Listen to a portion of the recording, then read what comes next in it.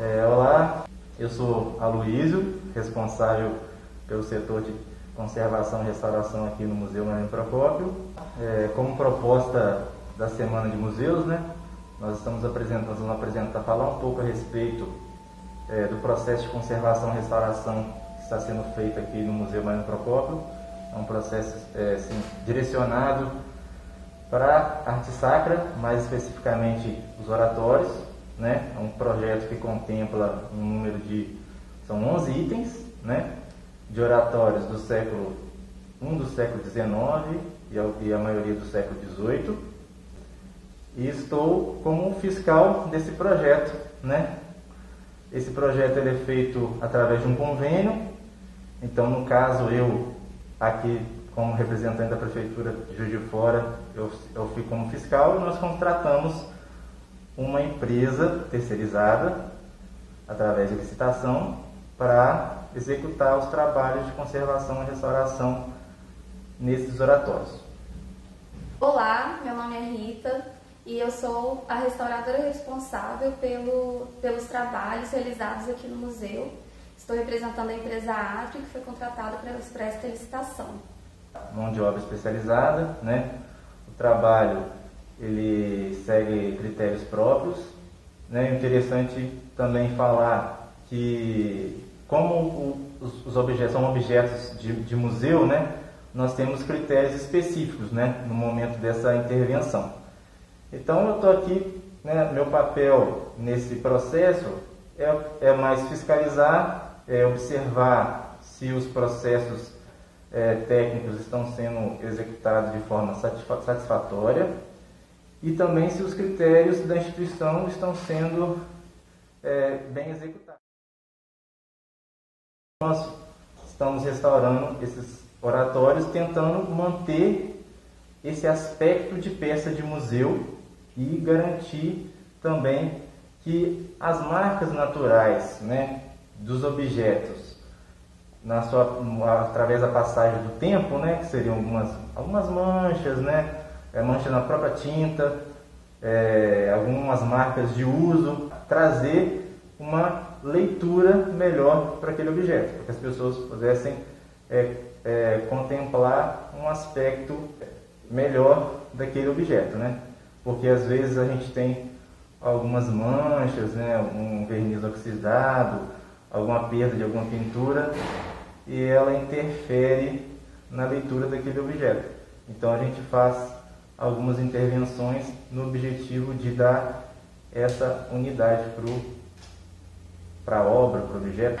Inicialmente, nós fizemos 4 oratórios, foram 3 do século XVIII, 1 do século XIX, esse daqui é o do século XVIII. Ele foi o oratório que mais estava comprometido, ele estava num estado muito crítico.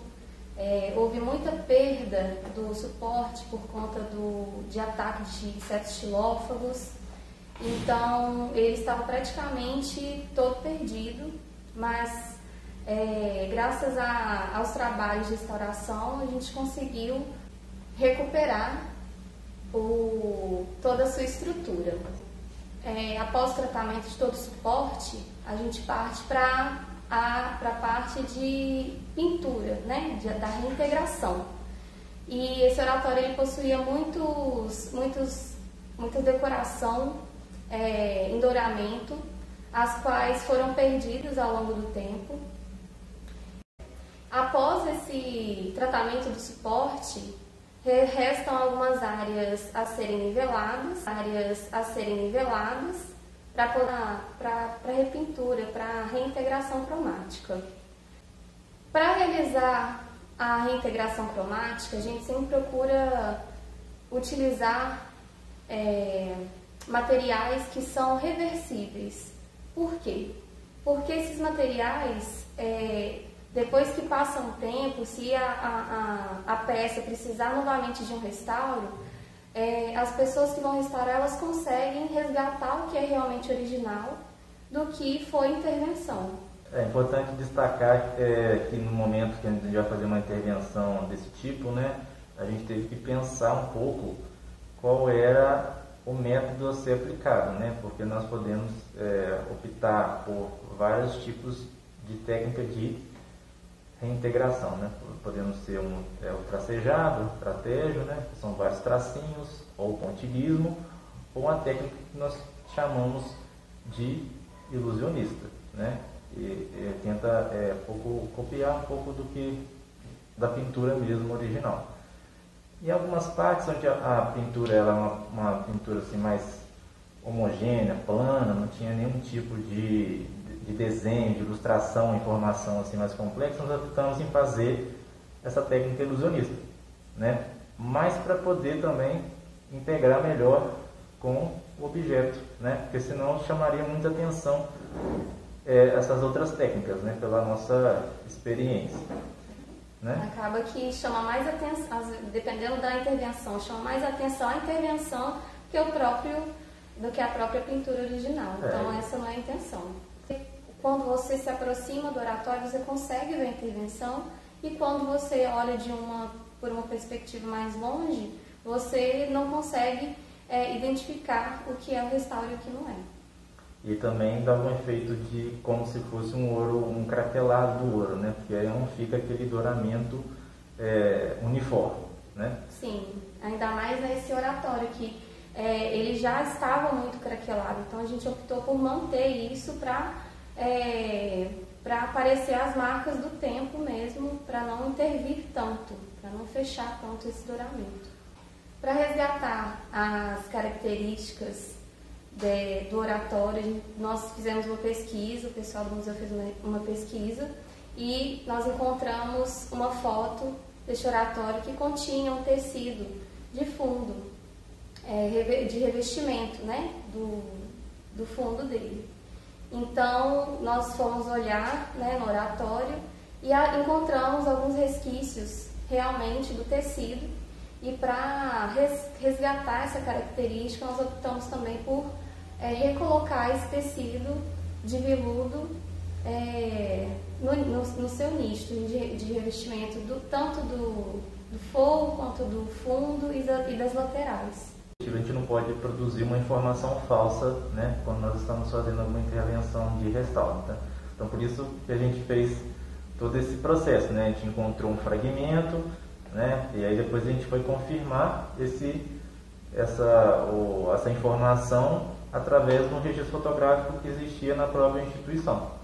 E quando a gente não teve referência, né, os momentos onde a gente não consegue identificar a referência para fazer aquela intervenção, a gente deixa do jeito que está, para não correr o risco de produzir uma informação falsa, né, para a gente não começar a criar em cima do objeto.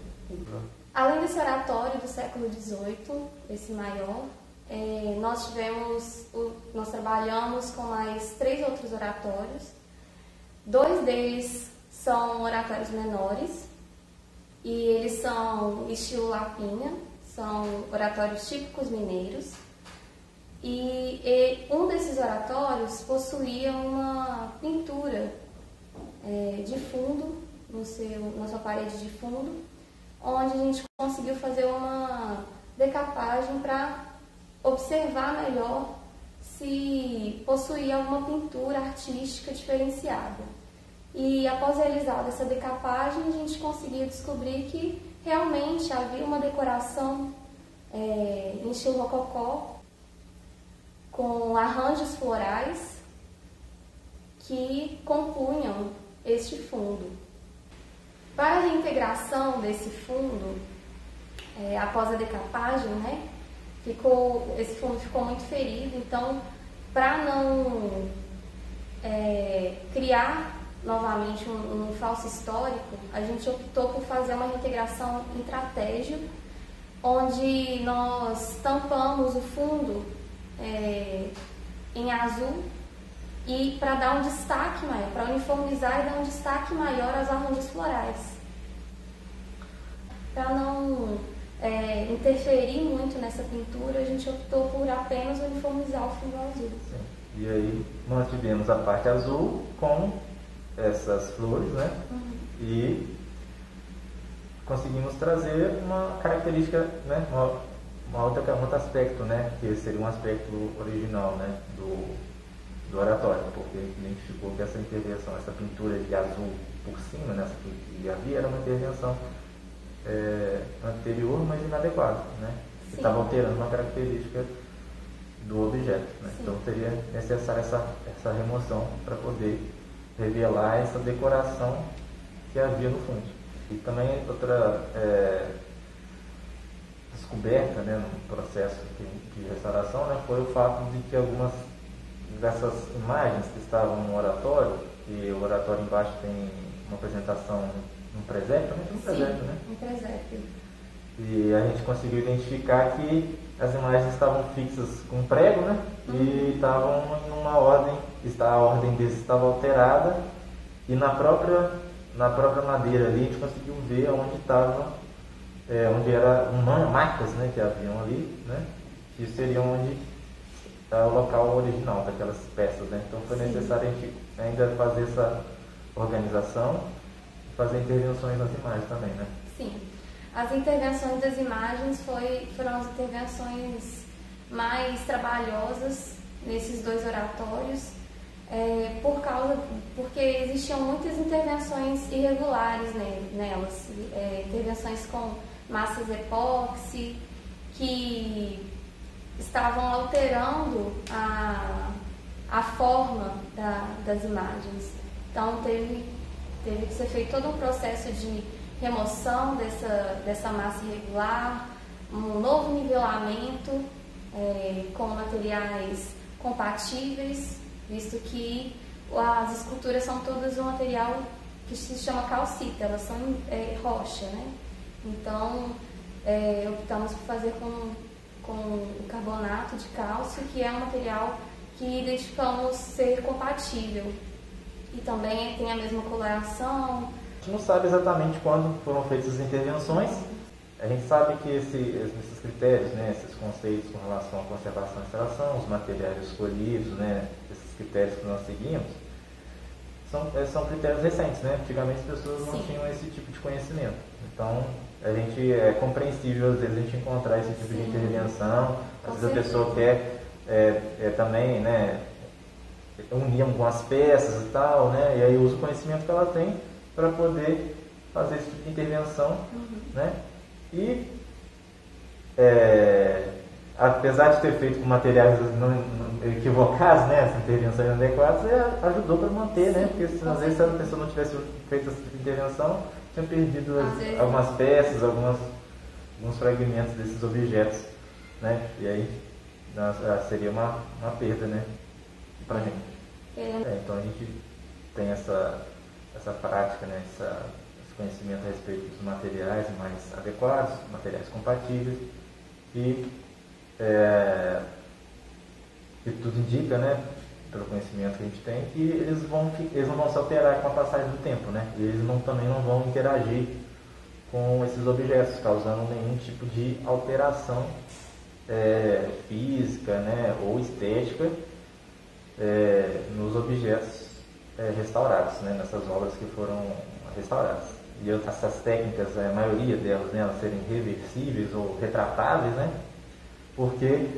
primeiramente porque no futuro, né, pode haver a necessidade de a gente fazer uma nova intervenção, e também o fato de que a ciência ela vai sempre evoluindo o conhecimento, né? Então a gente hoje nós usamos o conhecimento que nós temos, né?